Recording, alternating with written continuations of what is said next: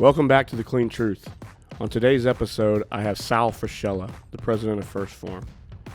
What many of you guys don't know is when I have people on the show to interview, it's because I want to talk about a topic that I am struggling with myself. And I know that if I am struggling with it, there's many other people out there that are struggling right along with me. So one of the things that I've been dealing with is accountability. I've been really having a hard time holding myself accountable with many things, life, fitness, you name it. One guy that I know is probably one of the best in the business to give him some insight on this is Sal Frisella. So listen to the episode today. Hopefully you get some value out of it. And thank you for coming back. Supposed to say like, hey, I'm fucking Don motherfucking Verde. I am the host of the fucking Clean Truth. And I am here today to present to you the baddest motherfucker I've ever met. The fucking man, the myth, the legend. Isn't that you're supposed to say something like that? Is that our entry? Are we just going to use that? Yeah, we'll just use that one, Scott said. What's going on, Donnie? How are you, babe? I'm good, man. Sorry, I'm fucking with my computer here. You all right? Good. How are you? Good, man. Just trying to, it's funny that the world's changed. I 2 weeks ago, I'd never been on a Zoom call in my life. 2 weeks later, I averaged like 12 Zoom calls a day. And I think I've Zoomed every single person. I've Zoomed so much that I went out and bought Zoom stock because I've had so much fun. Just like, I never, even when you and I hop on the phone, like I never see you. I see you on Instagram. I talk to you on the phone, or I'll send you an audio message. But, we shot the shit for 30 minutes. We got to hang out, we're talking life, talking a little bit about things, and I get to see you. I get to, and it makes me really think, like, even though we're going through this coronavirus shit, we live in a really cool time. We live in a cool era where technology has allowed us to bridge the gap of, distance, right? You used to live in St. Louis and, I'd see you and, you get to kind of, be around each other. But, 5 years ago, you'd never see somebody on the phone. You'd talk to them on a cell phone. Right. You would see them on Facebook here and there. But now we live in a world where my dad's in quarantine. So I just put the kids on FaceTime, or set up a Zoom link and I let them talk to them. I want to Zoom my friends. I talk to them. Dude, I've got drunk as a skunk with some of my friends. It's going to be you next time we do this podcast. I just set up a Zoom link and drink and talk shit, kind of like we're going to dinner. So it's interesting, but I really am thankful that we live in a time, we're going through this in a time where we can still connect with our friends and get to see them and experience them and talk to them. Because, let's be real. Nobody knows what to do right now. And so having the access to your friends to have fun and talk them through it makes it a little bit easier. I agree. That was going to be my next question was, have you bought Zoom stock? I was thinking about it. This is my third Zoom call of the day. So I bought Zoom stock. Okay, so here's the deal. So I bought Zoom stock at 150.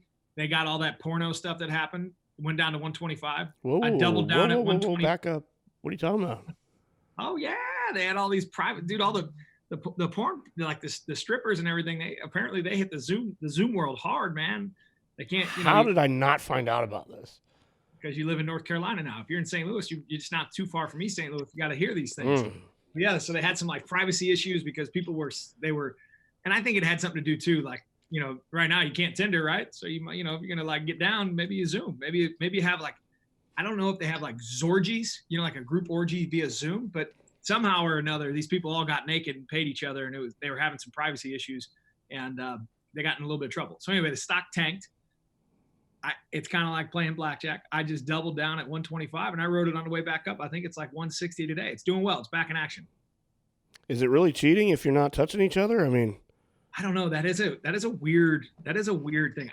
I can tell you this. I'm not going to go ask my wife. She's in the other room. So. Yeah, my wife would definitely take a knife and cut everything off if I was on Zoom with another woman. So I would say the clear answer to that is yes. But you might want to ask your local, state, and government to clarify. As they're directing our lives now in an indirect manner. So it doesn't really matter anyway. Yeah, no shit. What do you think? What do you think Yvonne would say if she, like if you were Zooming, babe? Like, Zoom. you'd get your ass beat. Yeah, yeah. You remember Terry Tate? Remember the Terry Tate commercials? Yes. I mean, picture this screen you're sitting here looking at, and then Terry Tate comes across and just knocks me clean the fuck out. That'd be fun right now. T-bones you. Yeah. Yeah, no, I live in a similar household where it would not be accepted. A redhead Italian, she could lose her shit. Oh, but no, she would grind you up in a meat grinder. You'd be served on a clean eats menu, son. Yeah. You'd have the Don roll or the Don burrito. I don't even want to think about that. They make Pornhub for that, and they make other things for that. I don't need all that. Yeah, that's true. That's true. I bet you on your search history on Pornhub, you got some weird shit. I'm incognito. You'll never know.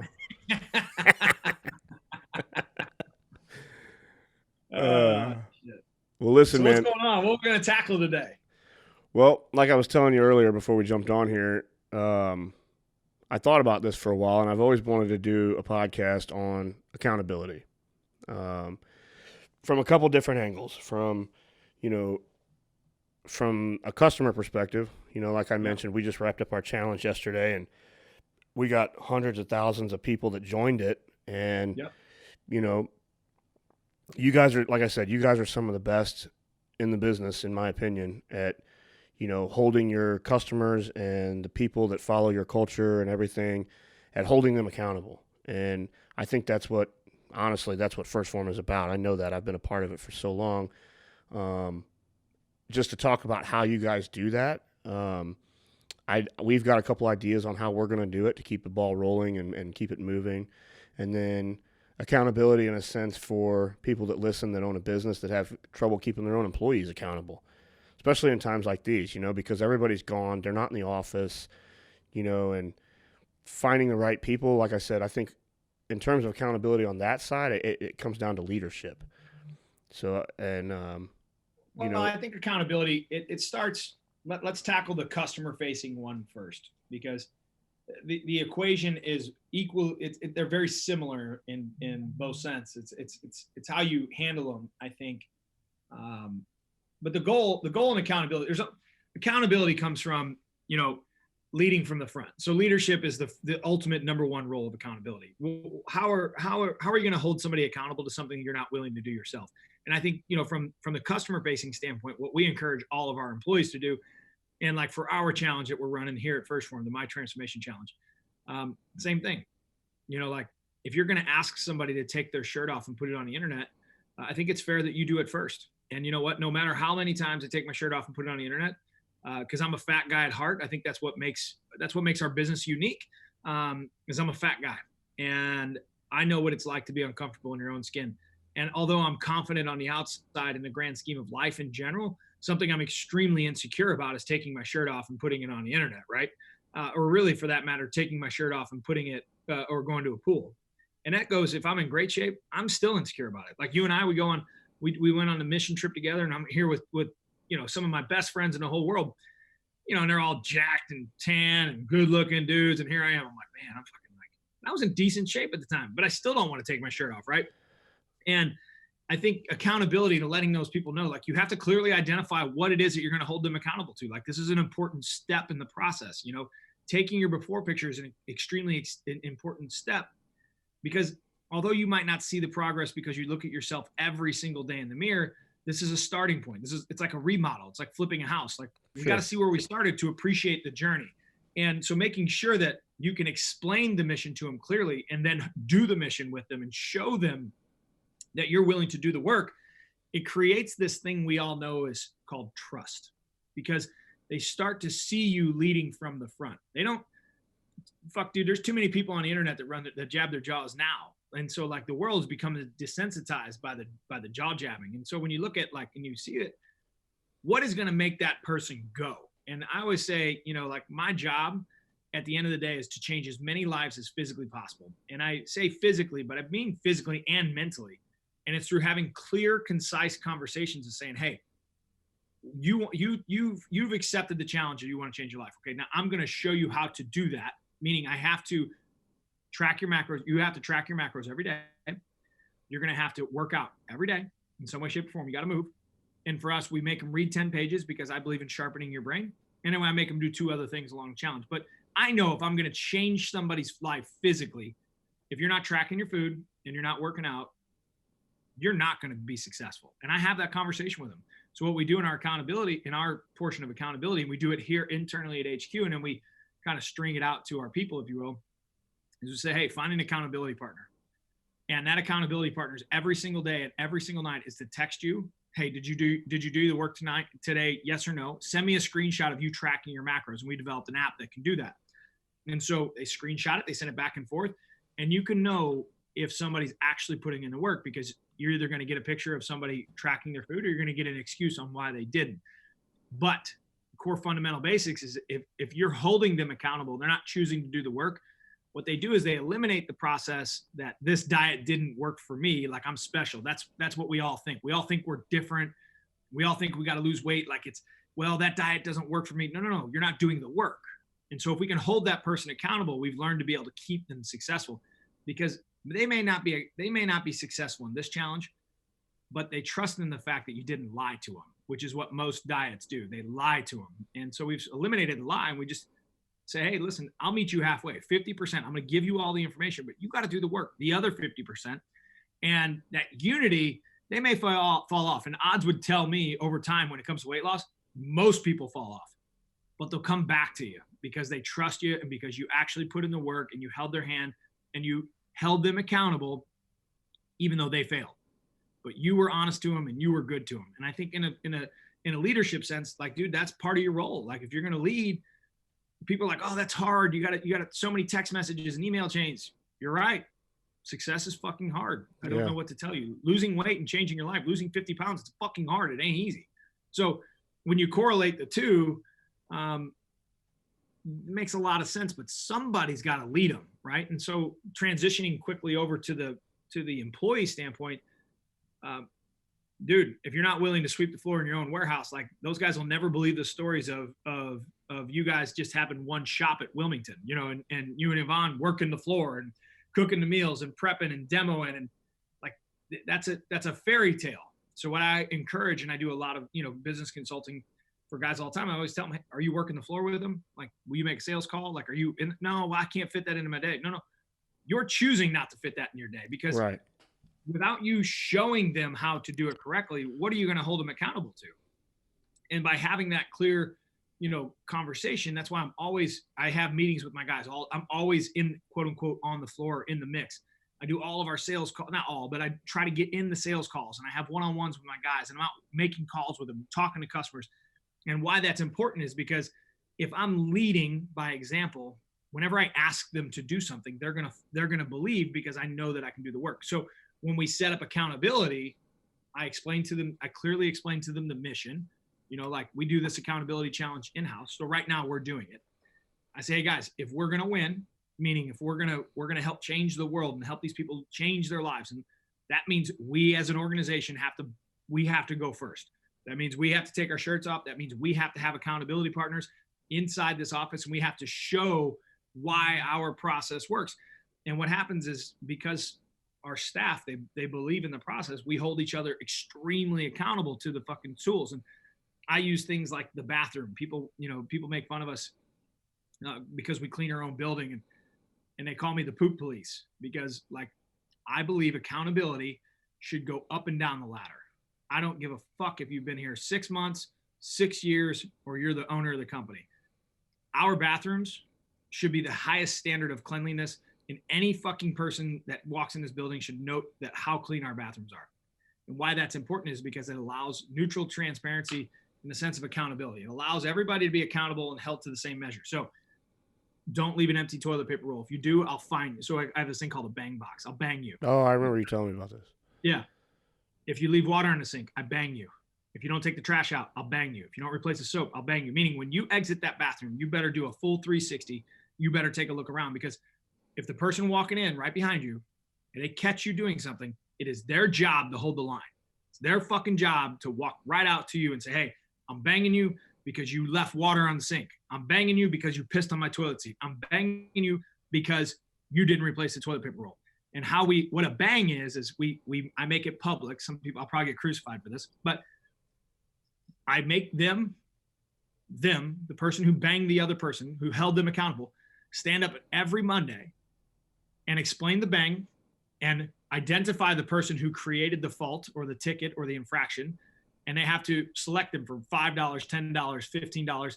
And how I keep that in line is they can't bang them for 100, because if they end up losing the bang, they have to, the person that banged the other person has to pay that fine. They have to pay that ticket. So, but what I'm doing is I try to teach our young guys and girls, like, hey, you got to have that tough conversation. So if I walk out of the bathroom and I left water on the floor or on the sink, you've only been here 6 months. That means you're going to have to walk your happy ass out and call Sal out. And I'll do it on purpose. Like, I'll know there's a line at the bathroom, and I'll leave water on the sink, or I'll fucking put water on the mirror. And I want to see if somebody's going to call me out on it. And some of them will, some of them won't. But I learn a lot about that accountability to hold the line. And, you know, when we set the standard, that's the clear communication that you have to have with your employees. You have to set the standard. Like, what does an Arnold burrito look like? Well, in one of your stores, it might look different than the other. And that's failure. They should be the same. McDonald's did this better than anybody. You know, when you look at strategic alliance from, you know, communication, clear communication across the entire Clean Eats platform, when you walk in one Clean Eats, it should be the exact same as the other Clean Eats. No, not, oh, this is how we do it. No, motherfucker. Like, this is how we do it. Not North Carolina versus Tampa. This is how Clean Eats does it. And when you can learn to operate at that transparency, you shouldn't get mind boggled. You know, you shouldn't be like pissed off that they held you accountable. You should be pissed off at yourself that you're not holding the standard that was set.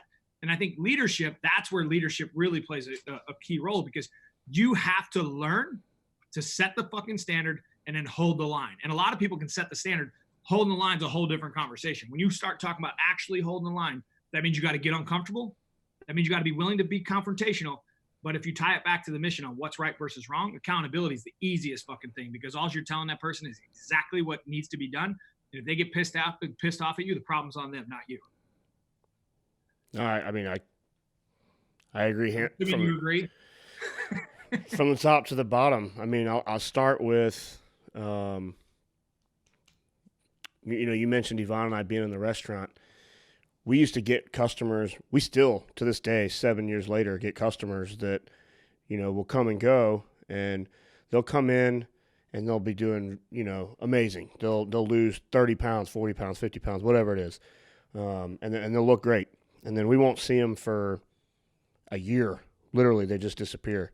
And we would see them come back in the restaurant, and, you know, you could tell that they had fallen off the wagon a little bit. And it was almost like they were scared or nervous to come back in, because they knew that Yvonne and I would hold them accountable. And I think that's, big deal. We created that in the beginning. And obviously now, as we've grown the company, it's harder for her and I to personally be the ones, but it's even more difficult to teach the people that are still in there doing it to be able to do the same thing, to replicate. Well, you're going to get mad at me, but that's you making an excuse for yourself. It is.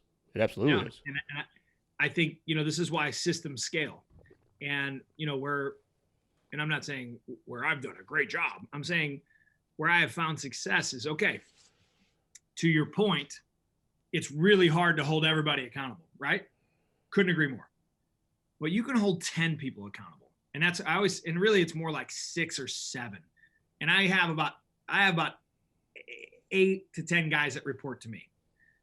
And I've learned that they need 8 or 10 guys to report to them, or maybe even just 5.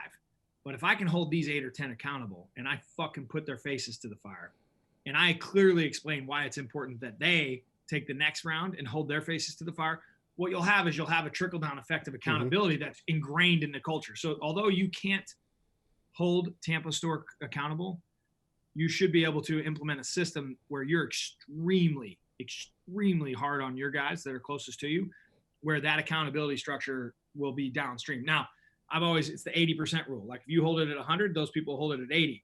But if you spot audit and you let somebody the tier down, let them know that, like, maybe you're going to check in on them.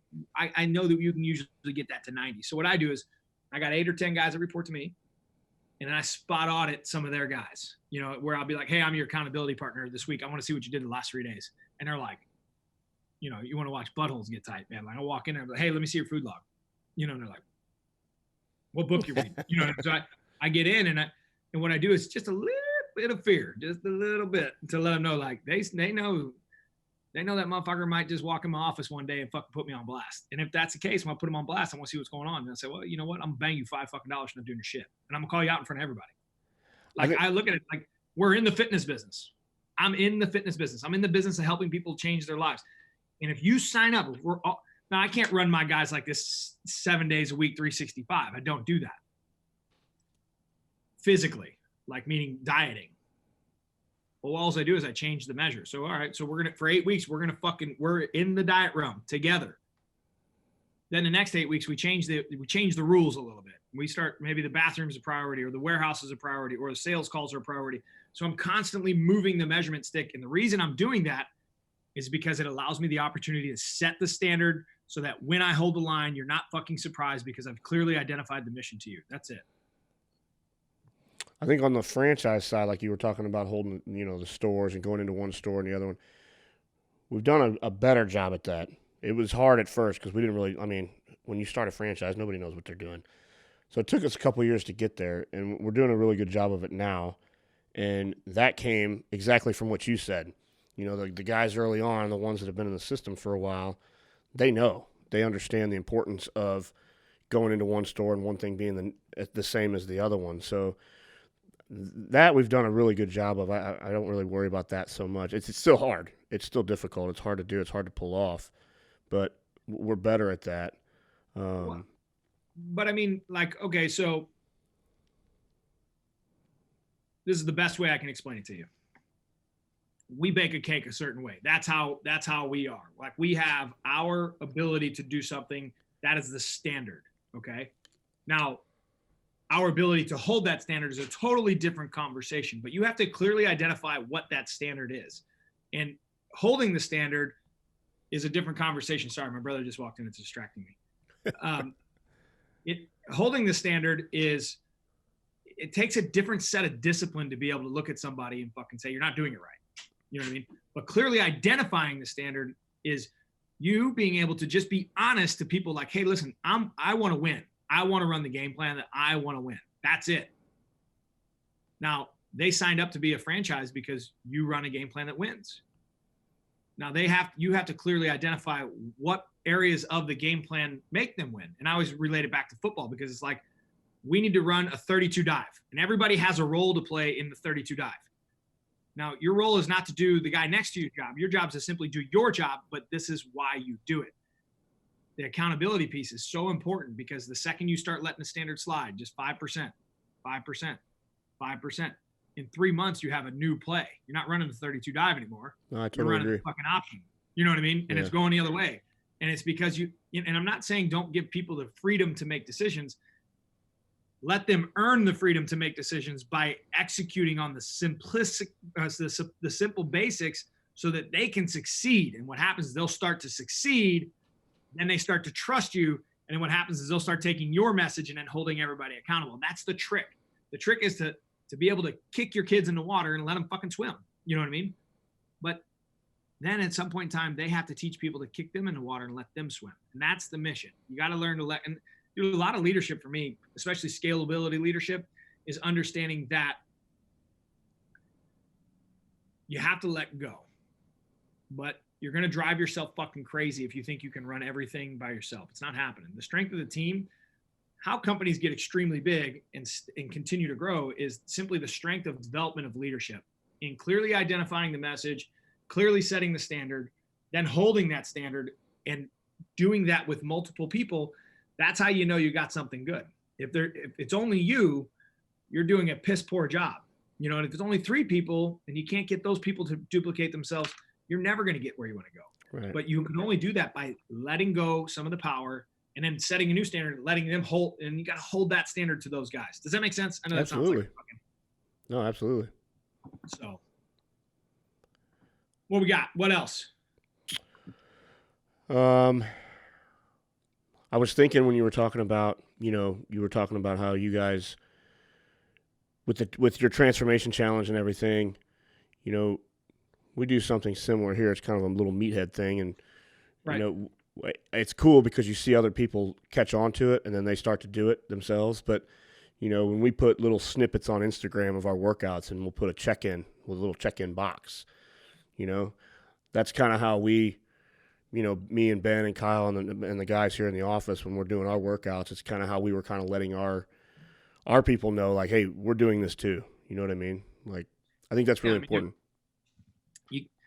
I'm the first. If we have to dig a ditch, I'm the first person to grab a shovel. That's how, because I understand that sends the message downstream that, like, all right, this motherfucker's here for business. Right. And I've always been that way. Dude, we do a workout out back and the assault bike's in there, I grab the assault bike first because I want to fucking know that, like, I'm here for business. And so that sends a message, like, when you're in a leadership role, you have to, you must, like, it's the fucking must. You must prove that you're there to work. You can't talk, you can't direct, you can't point. You got to get in the mix with them. Like, my guys know, like, every once in a while we go to Cycle Bar, or we'll go to, you know, like, where we can compete, or we'll go to, you know, Peloton. And I'm there because there's a measurable outcome and I'm going to fucking compete. And that's like something that creates that bond. But I'm also, you can do that same thing. And this is where you got to have good conversations. This is where communication is key. Like, I got no problem dropping an audio message to one of my guys saying, hey, listen, I know you're not fucking doing your shit, because I can see it. I can see it, how you're acting. I know when I look you in the face, you're looking down. Like, I need to know, are you in or are you out? And it's not that I don't love them. It's that I want them to be better for themselves, and I'm willing to hold them accountable. And that's the difference. Like, you know, everybody will check a box. Anybody will fucking just simply check the box. But can you look in the mirror and fucking tell yourself, like, yeah, motherfucker, I'm doing the work. And when you can have that conversation with somebody, there's this thing called earned confidence. If you're doing the work, you actually defend your work. If you're not doing the work, you'll check the box and kind of go through the motions. But understanding that, like, if you're actually fucking working, you'll bark back at somebody. So, like, I'll call some people out and I'll see how hard they're working. If they're working fucking hard, I'll get a bark back. You know what I mean? If they're not, they'll kind of go into the silent because they know I'm telling the truth. And so I always try to push on those lines just to see, because even the guys who are doing the work, like, when I do push on them, I can get them to raise an extra 10% because they know I'm watching. They know that I'm watching. And, like, you think about, like you mentioned, Ben, you think about, like, the strength coaches of the world, you know, how much more can you get out of your athletes when you let them know, like, hey, motherfucker, like, you got more in the tank. Like, and I'm here to fucking push on you. That's my job, you know? And so, not just, hey, did you do your workout, but did you fucking do the fucking work? Yes or no? Did you fucking track your food? Yes or no? Not kind of. Yes or fucking no. Did you do the work? Yes or fucking no. Did you run? Yes or fucking no. Did you read? Yes or fucking no. Not, did I check the box? No, motherfucker. Did you do your shit? No, I agree. I kind of had a little self-reflective thing about that myself, because I was doing exactly what you said a minute ago. I was making a lot of excuses, and, you know, I'll name drop Ben again. He's really good and about doing that, about calling me out specifically because we're best friends. I mean, he can do that and get away with it, and I would do it with whether that was the case or not, wouldn't matter. But, you know, in the beginning, it used to be very aggravating, and then I had to stop and think about it. And I'm like, okay, well, why am I getting pissed about this? You know, I shouldn't be getting pissed. I should be happy that he's doing it. And then I'll be honest with you. What really lit the switch was, this was, how many weeks ago did you send that Dropbox file, the Haiti pictures? Maybe 3 weeks ago. Yeah. So right when this shit all hit the fan, everybody's going crazy. Oh, dude, I flipped through those pictures and I saw pictures of myself on that trip, and I was like, okay, like, I'm not gonna make any more fucking excuses. I can be as busy. I can run 1,000 miles an hour with this business and not be able to think half the time during the day. But if I don't start getting my shit together, it's going to get worse. Well, and it's even more than that, right? Like, when you look at, why do you take Ben? Like, why would you take his opinion more than somebody else's? It's because he's putting in the work, and you know he's putting in the work, and you know that he knows you'll put in the work. And there's that trust factor again.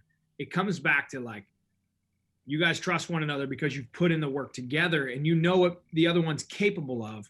And when you see that fucking line fall, it's his job to hold you accountable. Yep. You know what I mean? And you might be pissed, but you're pissed. You should be pissed at yourself, not pissed at him. No, I know. And I think but that's a big thing in leadership, man. Like, where a lot of quote unquote, you know, people want to bark orders. They don't want to they don't want to get in and dig the ditch. They want to tell somebody else to dig the ditch. And I think when you look at weak leadership, which is the majority of leaders are terrible. They're promoted managers because they've been there longer than somebody else. But when you look at like true core, like I'm talking about bad motherfucking leaders, like dudes who are fucking, but you can put them anywhere and they'd lead. They understand that the work comes first, all of them, every single one of them. And the work builds trust, and the trust builds loyalty. And the loyalty is what drives, man. The loyalty, the undying, the blood, the sweat, the tears, it all comes through work. I mean, dude, that's now my brain's going. So it takes me a minute to get my brain kind of fired. Everybody else is on the air probably thinking, Jesus Christ, this guy's fucking won't shut the fuck up. I ain't even got going yet. Dude, I make my guy, we work out together. We work out in the heat.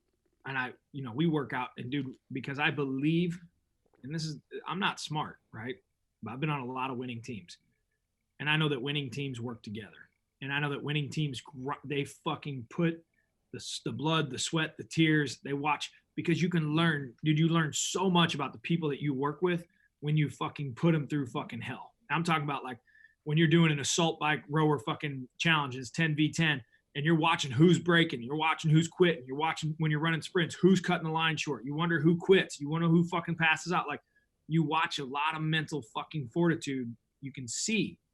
So whenever you go to battle inside the office, like I know who's got it in the tank.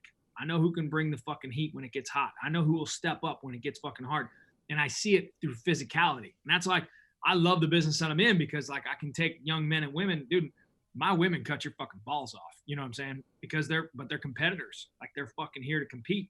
And like when you look at humans, dude, they want to be led and they want to win and they want to compete. And you can take that different level because respect factor is built on the field. And when you walk back in the office, like I know who's got it in them, and I want to lean on that person a little harder, and I let that person lean on me a little harder because I know what they're built of. I have no words for that. I agree with you. Can't even argue with you. What else you got? What's going on in North Carolina? Anything good? It's crazy down there. I think we're getting ready to let I think the governor's getting ready to unlock the beaches. So, well, that'd be nice for you. If he unlocks the beaches, you might as well just unload because it is going to be an all-out shit show. Oh, dude, it's going to be. I'd be selling fucking snow cones down there, buddy. They were writing tickets. They were literally fining people for crazy, man. It's an interesting world we live in because you start thinking about like, are your rights being infringed upon? Like that is public access. They shut the parks down here in St. Louis. It was kind of like, but some of the cities did, the county did, and then some of the cities opened their parks back up. And said, no, that's taxpayer money, man. They got to move. So it's an interesting time we're living in. That's for sure. I'm not trying to turn this into a political statement, but I take this very seriously. I think our president's done a great job. I think I do too. I agree with that. For the situation that we're in, there's no fucking playbook. Nobody's been through it before. You gotta do what's right first, which is protect the American people. And I think he reacted quickly. I think he's done a great job. Do I think he's fast-fingered and an asshole on Twitter? I do, but I'm not gonna lie. Sometimes I laugh at it. Do you really think it's him on Twitter? I've had this argument 100 times. Do you really think that it's really Donald Trump on Twitter? Yes. I don't think so, man. Dude, the guy's New Yorker to the T, man. He's fucking piss and vinegar, man. I love that about what I respect about him. I don't know that I love because I would do it differently personally. But I respect that he's true to who he is. Like, and to me, man, like that's something that I've always taken a great deal of pride in. Like I was, somebody told me this comment yesterday, and it's actually very true. I speak from the heart and shoot from the hip. That's just how I've always been. You know this. Like, I'll make you uncomfortable. I don't give a fuck. To me, I don't give a fuck how much money you have. I don't give a fuck how big you are, how many abs you have. I don't give it. Like, to me, you put your motherfucking underwear on, I'm going to call you out. Like, that's just how it is. Like, I don't, but I take pride in it. Like, I drive a pickup truck. Like, I don't need to impress anybody. If I do what I do best, I'm going to fucking win anyway. But I respect that he has the ability on the world's biggest platform to be him. Because some people will be like, well, that's not really presidential-like. And I'm like, well, we're supposed to be individuals, and that's kind of like the whole purpose of fucking being an American. Is better like than faking it. You have the ability to be you, and I think in that regard, it really makes me respect him more, and I don't know, man. It's here. If you could cross Obama's ability to fucking speak and like manage, like dupe people, like literally like get up and fucking talk people. I mean, there's nobody, I don't know. I mean, I haven't lived that long, but I've never seen anybody do it better than that guy, meaning talk. Like his policies sucked, but man, he was fucking good. Like that dude could sell me supplements. He'd probably sell your ass food, and, but I look at Trump and I think his policy is, I mean, America's never from an economic standpoint, like we're going to bring manufacturing back. Like I look and I see, and I'm a red, white, and blue guy to the core. So take Democrat, Republican out of it. I'm very much middle centric, but I'm red, white, and blue, man. I love this country. I fucking believe in this country. And I think if you could merge those two, man, we'd have a badass fucking guy. But right now, I really do respect the man. I think he's done a phenomenal job. I support him fully. And no matter who's in office at this point in time, I think our job as Americans is to support that person. It's also our right, or I think it's also in our powers to send Nancy Pelosi a nice message and telling her to kiss my ass. I think I'm going to do that too. I couldn't agree more. No, I think he's doing a great job. I put a post up the other day, and I really meant what I said. Do I think that this whole thing has been like a big government conspiracy? No. Do I think they're taking advantage of it? Absolutely. 1,000%. Absolutely. The virus is real. Nobody can argue. Nobody can argue that. I don't want it. I mean, I'm going to have it. We're all going to have it. That's part of the deal. I think I've already had it. I mean, dude, this is my take. All right. There's 250,000 motherfuckers that leave China every day. Okay. They found out about this in October. From me, leave China, go to the world, but 250,000 go to just the U.S. Right. So they've been traveling November, December, January, February. And wait, so I'm confused. Like, if this thing's so you know what I mean? So in my head, I start putting logic to it. And I'm like, well, wait a minute, maybe it's already been here. And I think then now you see in California, like didn't hit it like it was supposed to. Maybe it's already been there. I don't know. But I do tell you, I was in San Francisco February 10th. About 10 days later, I was sick as a dog. And here we are. So I'm actually, I want the test to come out because I just want to know, Yvonne had pneumonia too, right when this hit. Yeah. Well, I mean, dude, there's a lot of people. I think in the grand scheme of things, I think the fear of uncertainty, and maybe this is a good talking point. I gave this nugget to my guys yesterday, and I hopefully it helps somebody in the crowd because I'm dealing with uncertainty. Uncertainty should scare the fuck out of you, and it does. It's never the fear of the unknown it's fucking real fear. But it's in those times when you really got to look in the mirror and say, okay, what can I control and what can't I control? And so you have to be extremely, extremely diligent about making sure you focus on what you can control. And what is it? You know what? You can control what you do every day. I told my guys, let's get back to the basics. I can't control what the fucking Fox News and the stock market and the media, but I can control me. And I encourage you guys to control you. And I look at our challenge right now. All right, did we track our food today? All right, let's get the simple basics out. Did we work out? This goes back to the accountability piece. Did you read? Did you get better today? Did you put good juju in the world? Did you go out and contact 10 people and let them know you're thinking of them? Did you do that? Yes or no? And I said, you can create momentum while everybody else is sitting on their ass, watching Netflix, kind of doing their thing, kind of waiting for the time to where they can go. Let's hunker in. Let's focus on what we can control. And let's come out of this motherfucker a weapon. And, there's a lot more certainty whenever you're controlling your environment because you can learn to let go. Like, hey, man, like I can't, like, it's no different than the weather. You're going to get married on June 18th and it fucking rains. Well, guess what? It fucking rains. Right. Like, you can't, what you can do, you can be upset, but do you cancel the wedding? No, you fucking call an audible. Yeah. So, and I think right now, a lot more people need to call an audible and focus on themselves and focus on moving forward and focus on getting better. And I think that's the key. Like, you can't worry about that shit. You can't worry about it. You can't. You can only worry about the things you can control, and you can execute on those and make sure that you're fucking diligent about fucking executing them. I agree.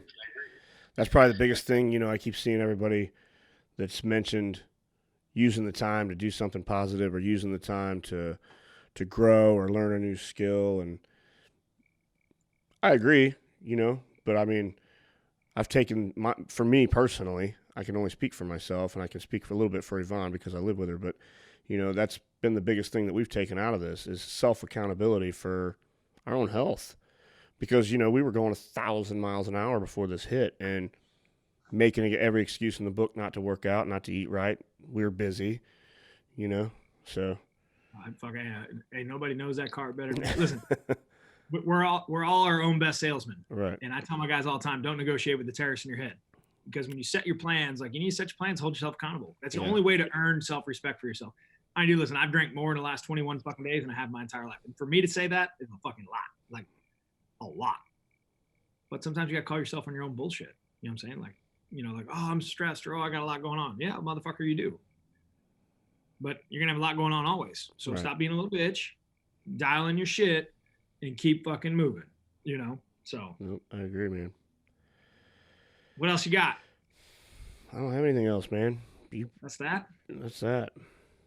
You pounded that one. Well, you know me. I'm an arrogant motherfucker. I like to listen to myself. I just want to talk and it makes me feel good. You know, I'm like, oh, I'm right. Oh, I'm right. But no, I think at the end of the day, man, I appreciate you having me on too.